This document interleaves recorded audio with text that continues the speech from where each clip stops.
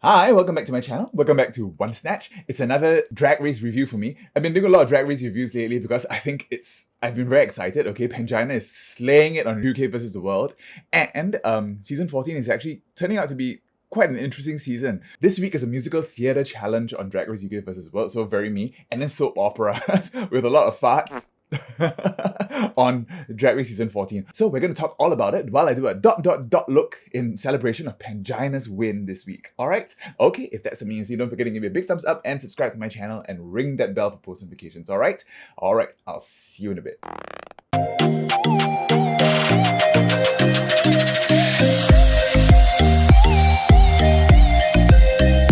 Alright, ready to do my dot look. Okay, I have a polka dot dress and I polka dotted one of my wigs. When you think of dots, it's always like Yayoi Kasuma meets George Seurat meets Liechtenstein kind of thing. Okay, so mine's going to be a mashup of most of these. Okay, maybe not so much Yayoi, but a very Liechtenstein pointillism kind of thing.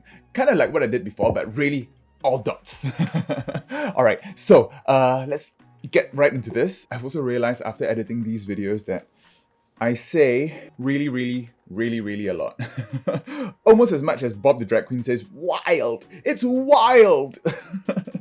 So I'm going to try to challenge myself not to use those words today. I really hope I succeed.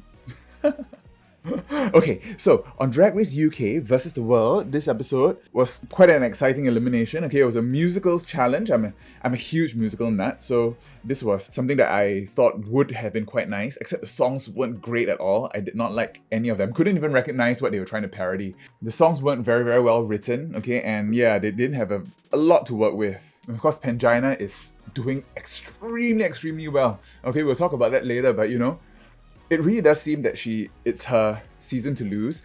And I have a feeling, you know, if you think about it, who would RuPaul want to record a song with, okay? There's no prize money, so I mean, I don't expect Jujubee to shell out like tens of thousands of dollars for a whole new wardrobe just for this, okay? If she's not going to win any cash prize, if it's just for exposure. And she knows she's probably not going to win. She's been on so many franchises and she hasn't won. So Pangina is probably the most likely to win. I don't see Ru recording single with Blue Hydrangea, not Jujubee, Mohat maybe, but you know, I think they're really trying to expand into Asia, okay? So I think it's really smart to crown Pangina, get their hands into Drag Race Thailand Season 3 and the future seasons, and of course they're doing Drag Race Philippines as well. And Pangina is such a huge Asian star that, you know, RuPaul is going to cement her role as the Queen of Drag across the world just by doing that. So I think that's the smartest thing to do. Let's get rid of this. Okay, so I'm going to paint myself white and then shade everything in and do polka dots later. Another grayscale black and white look. They come into the workroom from last week and Jimbo reveals that he has Jujubee's lipstick. He's like pretending to be embarrassed by it and everything. He has this very chaotic energy about him and I don't think anyone else knows exactly how to respond to him. He makes it sound very funny and, you know, but of course it ends up that, you know, no one feels that they can trust him. And that probably led to his downfall this week, and a good reason for Pangina to send him home. So this is my favorite way of doing a white base. Use a Krylon and then pounce it in with this clown white light. Okay, it gives it a really quick, solid, opaque white base. Look at that. It's less than 2 minutes and then complete white out. Okay, and you know, Jimbo could not possibly have thought that he would win a lip sync against Janie Jacquet. So, you know, he probably picked who he thought Janie was going to pick. Much like Jan on All-Star Season 6. He chose wrongly and had to backtrack. He even carries it on later to tell Bagger that, oh no, you're the real alliance. Tim Bimbo all the way. Okay, done.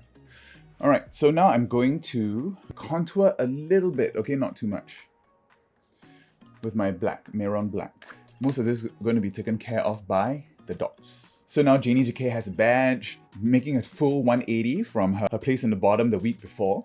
Monique Hart is now rebranding as Mo Hart. Okay, quite apt move, okay, because this round she does play a genderless character, Frankenfurter from Rocky Horror. And Ru comes in with a seahorse brooch, getting Jimbo quite excited for that too. I thought that was quite cute. A seahorse, much like Carrie Colby's A Dragonfly.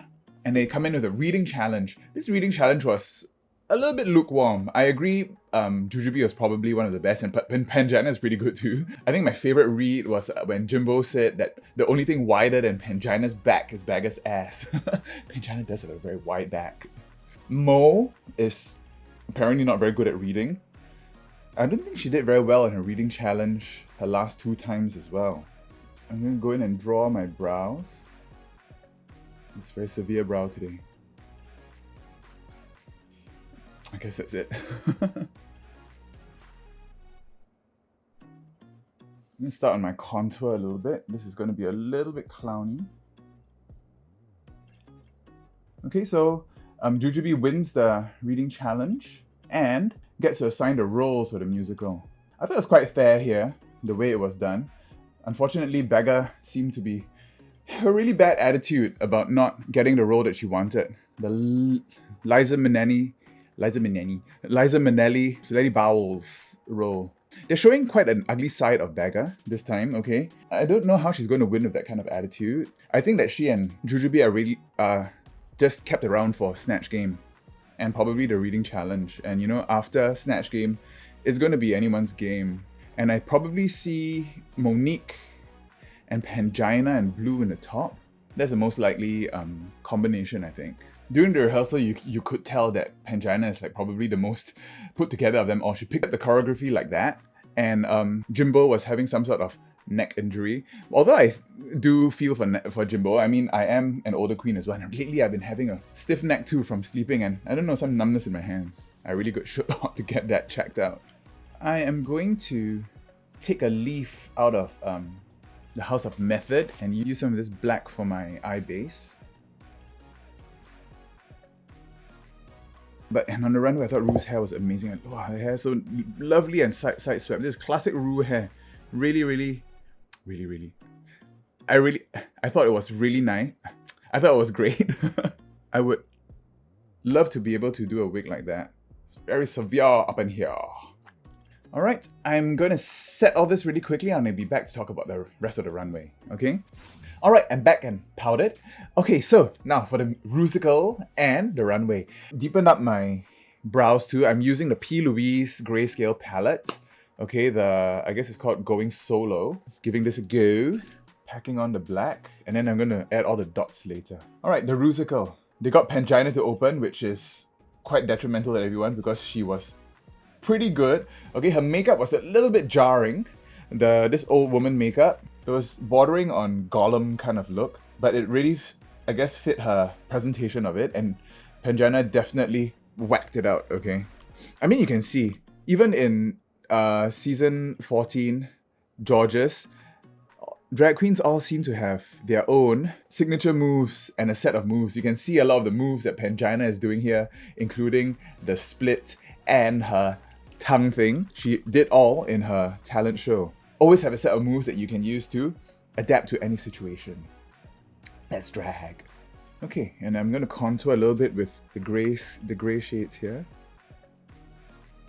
I thought Bagger was not good at all. She has this signature move also, which isn't as successful as Pangina's. She does this kind of a side skip thing, which they talked about in the rehearsal, but she did it, I think, in both other episodes. She did it both in her talent show and the week before, when she presented her cat look.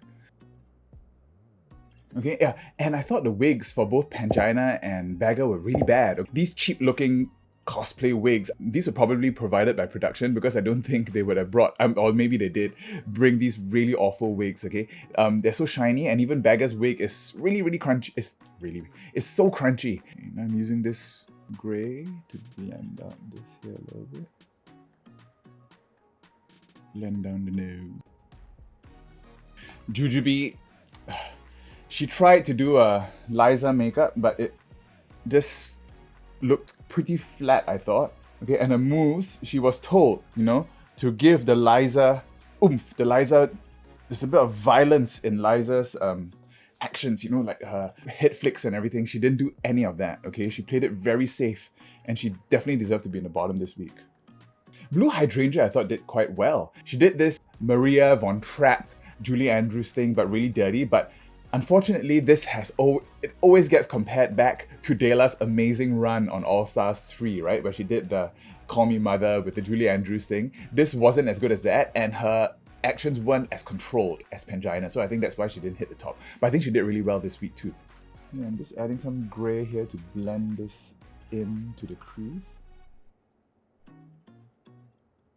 Mohat didn't do great also. Her moves are also quite uncontrolled. They really played up this whole failed somersault thing all throughout, okay, because that was her mistake in season 10. She showed that she could do it here, but you know, under pressure, she kind of like didn't do it great again. So she has served a lot of really good lip syncs, but unfortunately, not when it counts.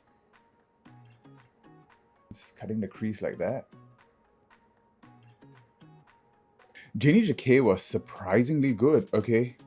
Her makeup was not bad. It was basically very, very light makeup with almost no lips, okay, to portray Meryl Streep, and she did quite well. Her acting was quite good. Yeah, I'm happy to see that she's actually showing up quite a lot. She might be in the top, but I don't think Jenny Jacquet is going to win.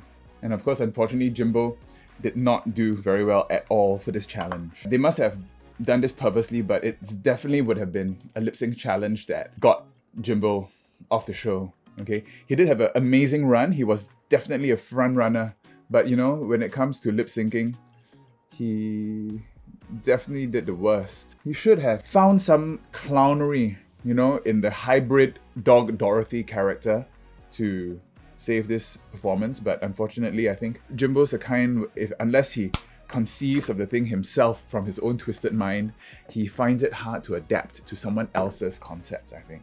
He needed to be able to find his own expression of, you know, of that character, but I think he struggled a little bit with that. So unlike Pangina, who could slip into this caricature very, very easily, okay? And the style that Pangina is doing is very classic drag, and also quite classic drag of what you see in Thailand, okay? A kind of rough, kind of vulgar kind of drag, okay? And it's also shown in lip sync, okay? The top two are Jenny Jacquet and Pangina, and they lip sync to the Venga Boys. Pangina gives this very energetic performance with streamers and everything, what Kim Hui did twice on Drag Race Thailand Season 2. And won this lip sync fair and square, I think. Oh, I forgot to talk about the runway dots. All pretty good. Jujubes obviously was terrible. Okay, the best were Jimbo and Pangina had this nice Chinese lantern thing opening up with this colourful polka dots, a bit like Polka Dot Man from Suicide Squad. And I think Jenny Jacquet's polka dot look, although quite good, wasn't as good as Blue Hydrangeas. Okay, Blue Hydrangeas had this kind of a velvety Puss in Boots kind of thing with the faces and arms, much like what Hosa Teratoma does. So very conceptual. I think Blue Hydrangea should have been given a top placement this week.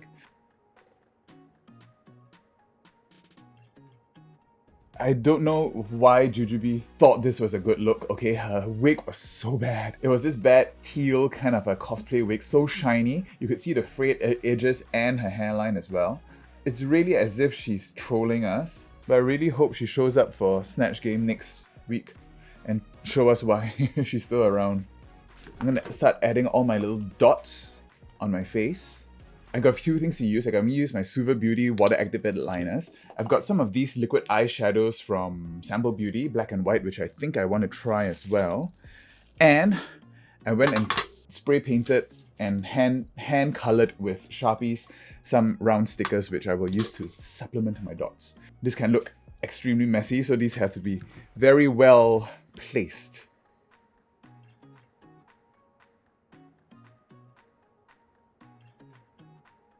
Polka dots. The only thing is I hope this sets itself. Oh, Monique's runway was beautiful too. Her Monsters Inc. inspired Sully thing with this Edward Scissorhands hair with a heart. Really gorgeous. The only thing is that the polka dots didn't run through her corset, which I wish it did. Her corset looked a little bit bigger than it should be, a little bit ill-fitting. And her performance wasn't great either. So, you know, unfortunately, Monique Hart didn't really show up completely this episode. Okay, so that's polka dot in the eyes. So Jimbo is eliminated. He definitely did the worst in this challenge. So Pan had all the right to eliminate him, which is perfect for Pan because that probably eliminates her biggest competition in this game. Jimbo, classic. He leaves the competition on a high, okay? Every single thing is a joke and a laugh, okay? I think I laughed all the way through. He had a very emotional speech and then he goes to the back and says, and does this Dorothy thing where he says, "I'm gonna get you, Rue, and your little dog too. I'm talking about you, Michelle. That was so hilarious. And then even after that, and his mirror message was hilarious as well, which is, my name is Pangina Heals and I'm a stupid idiot. He's so funny. I can't wait for them to read that next week. All right, I am going to do my chest, okay, paint my chest all white. I'm gonna have to paint my arms white too later. Contour a little bit, and I'll be back to talk about Daytona Winds. See you in a bit. All right, done my boobies. Okay, so now I'm going to go in with my lips and then going to do the dots all over. I'm gonna invert it, so it's gonna be black lined, white inside with black dots. What the hell? Let's just make this look as crazy as possible. Okay, so season 14, Daytona Winds. I thought this was a really fun challenge. It was really, I was completely unexpected when they edited in all the farts at the end. I thought that was hilarious. I couldn't stop laughing. Okay, I'm sorry, but I'm quite a basic bitch that way, but I thought it was hilarious. Okay, and you know, Michelle lambasted Rock'em Sakura for doing all these fart jokes, and this time they're coming in full force with this challenge. So, you know, I think Rock'em Sakura should feel a little bit vindicated.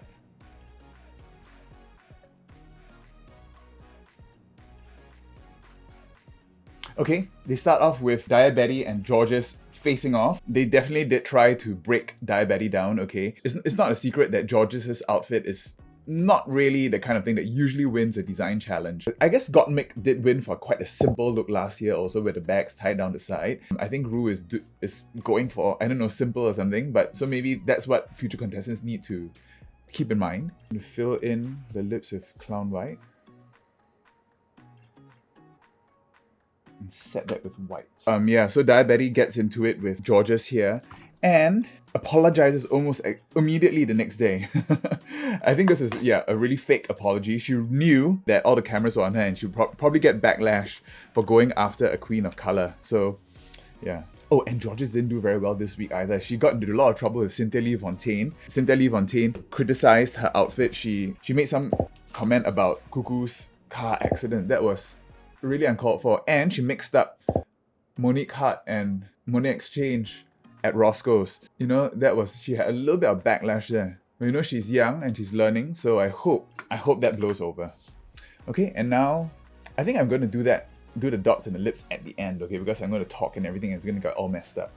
Now I'm going to go in with the rest of the face. I'm going to use my Suva Beauty. I'm going to start drawing some dots all over my face, okay? So there'll be dots coming out of the eye makeup. Big dots to little dots. Dusty Ray bottoms must be fuming. Okay, so Rue comes in and announces the main challenge, the soap opera challenge, and Georges gets to pick the roles. Oh, and do you notice that Georges in the confessionals, they try to maintain the illusion that she's really, really small by giving so much room above her head for confessionals. I think that's on purpose and a little bit shady from the editors. Sometimes you can't tell how big or small a queen is because, you know, they frame them normally, but they frame her super small here too.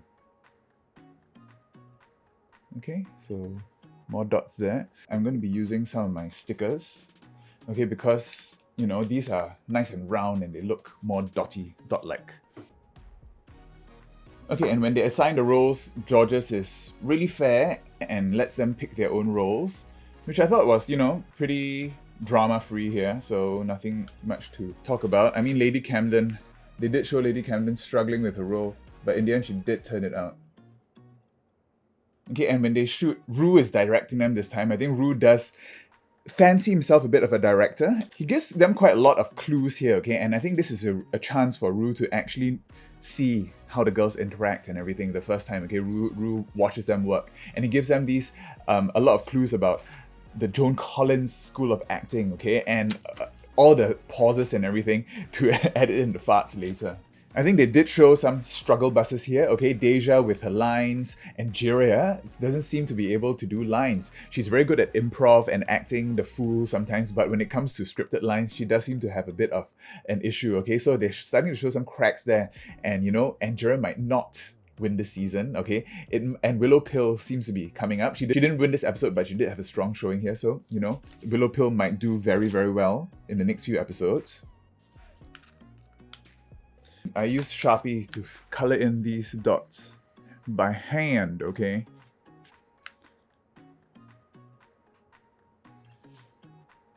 I thought Bosco did very well. Okay, Bosco was the only one that seemed to be able to get all the references, okay, and deliver the references. I think Bosco should have won this week. And Rue is very impressed by a queen who knows her references, especially all these old references that all these younger generation queens might not be able to pick up on. Okay, then I'm going to make this fade in with a little bit smaller dots here. Just filling it in.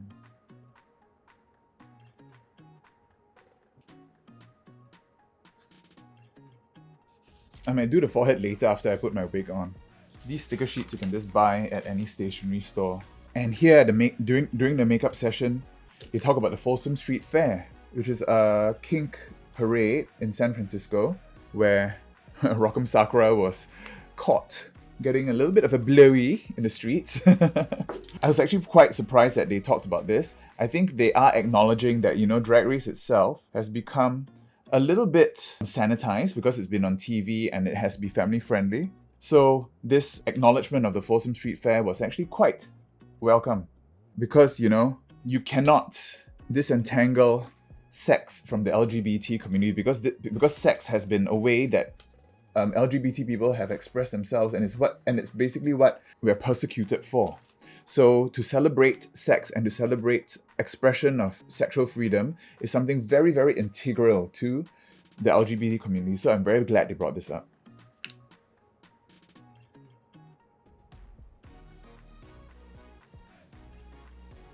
More dots. All right. I need to continue all this all the way down my body. Okay, let's start with the boobs. Okay, so on the runway, it's chaps on the runway. Chaps is another thing that was lambasted before. I think Michelle also did not like chaps, and now it's a whole runway. And I actually thought this was a pretty good runway. I liked all the looks. Chaps are quite difficult to pull off. I think Willow Pills was probably the best. Okay, she was doing this atomic wedgie thing with the hair and the hands and everything. Reminds me a bit of Simone's finale look from the last season, where she had the hands holding up her hair. Willow Pill looked great. Who else looked great? Oh, Bosco looked stunning. She has this hippie studded leather chaps, looking like a very, very sexy Trixie Mattel. Really enjoyed that. Deja has tried a different silhouette, but and her padding is amazing. And of course, she's going for this blue and orange iron brew colors, a bit like blue hydrangeas, blue and orange. This color combination seems to be very in for drag queens lately. Carrie Colby's human hair outfit did not look very polished. You could barely even see the chaps through all that hair. Georgia's, not really chaps, but really gorgeous kind of silhouette. I think I want to try to recreate this look at some point too.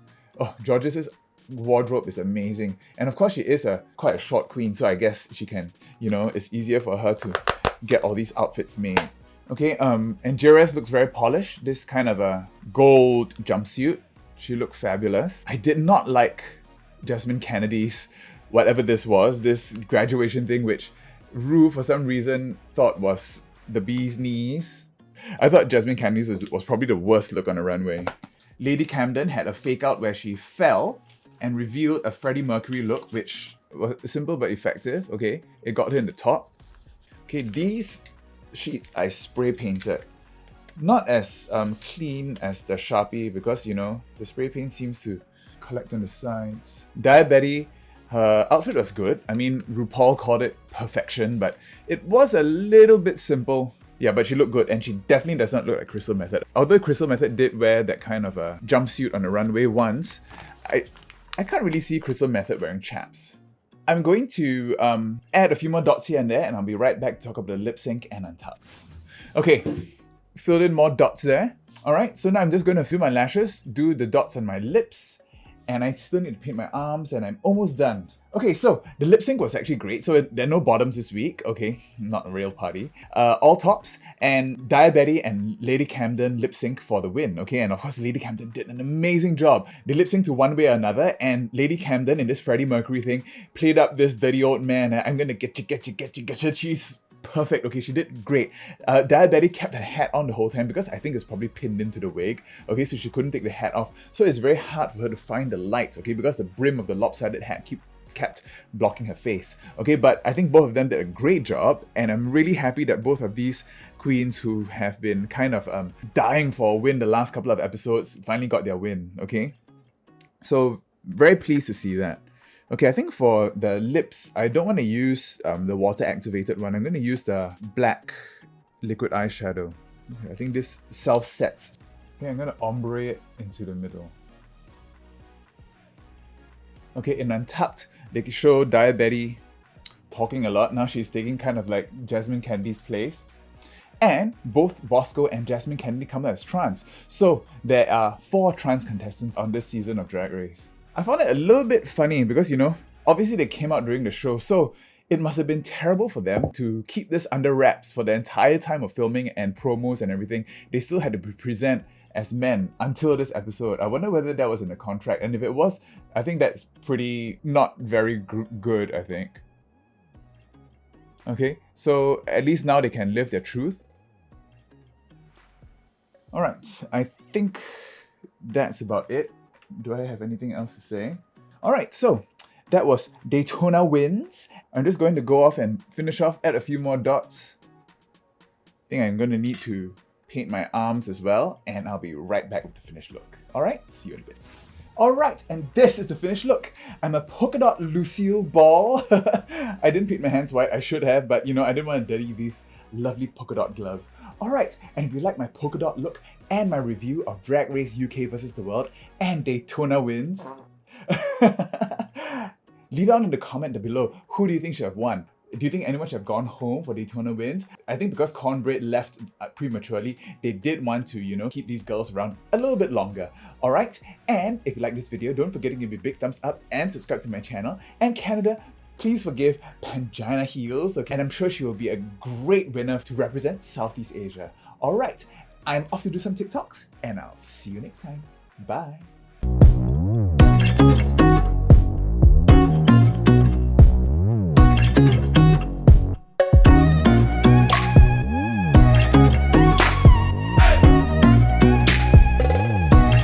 I'll fix that in post.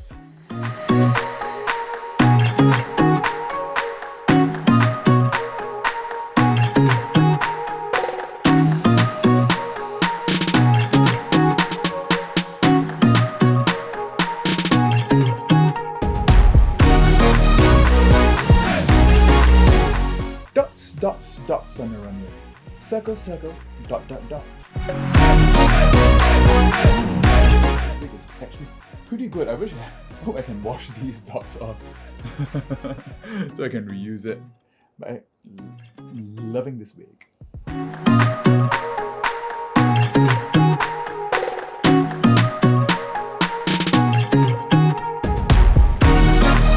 Alright, check out my other videos. I did do a pointillism look once, okay, for Pink Dot.